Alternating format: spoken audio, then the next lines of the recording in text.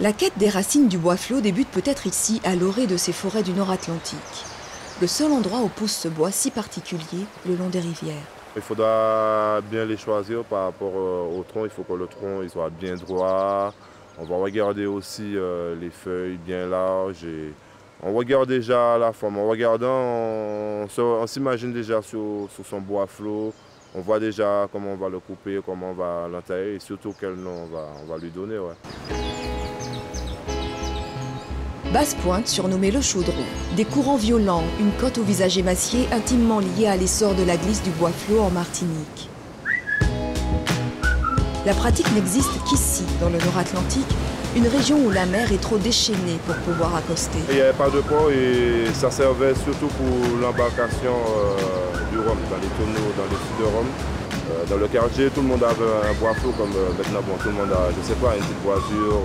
Tout le monde avait un bois flot. C'était notre engin à nous pour nous amuser parce qu'on habite juste à côté de la mer et c'était le seul moyen qu'on avait, que les ancêtres nous avaient laissé. Donc, tout ce qu'on trouvait qui nous passait sous la mer, on utilisait pour aller glisser. Soit on allait à l'école, on piquait des planches pour aller surfer parce qu'on n'avait pas encore les moyens, ou bien on sortait notre onde. Une passion nourrie aussi par ses apports extérieurs, ces premiers surfeurs installés dans le milieu des années 70 qui ont apporté avec eux des techniques, les premières planches en Martinique.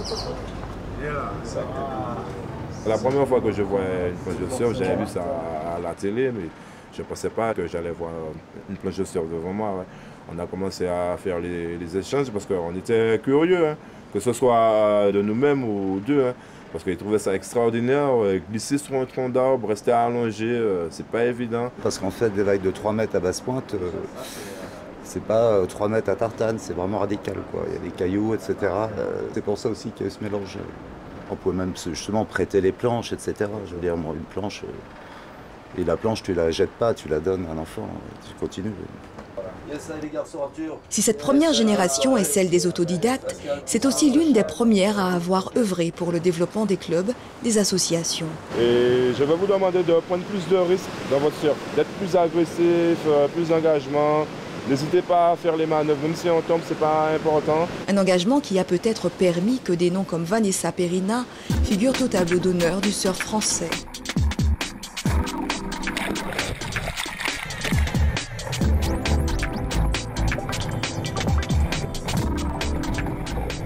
L'un des espoirs les plus prometteurs du surf martiniquais. À peine rentrée de la Panamérica en Guadeloupe, une compétition internationale où Vanessa, comme d'autres Martiniquais, se sont illustrés. Il y avait des pays sud-américains et des pays de la Caraïbe, on est arrivé 4e. Sur les 12 nations, c'est notre première participation.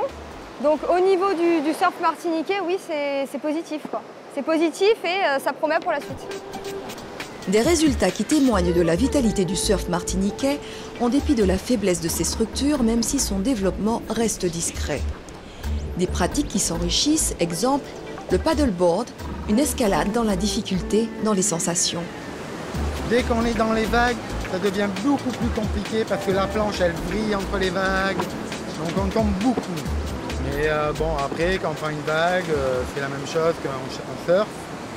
L'avantage, c'est qu'on est au-dessus de l'eau, donc on voit bien le fond, on voit bien les poissons, on voit bien le riff. Même des fois, on a des sensations de vertige quand l'eau est bien claire. On a peur de tomber dans le vide, quoi. Un vertige à l'image de ceux qui partagent ces pratiques, ces adeptes. La glisse, érigée comme le sel de la vie, peut être grâce à ce sentiment grisant, en suivant l'onde, d'être en phase avec la marche du monde, quand tant de fois celui de nager à contre-courant près de nous.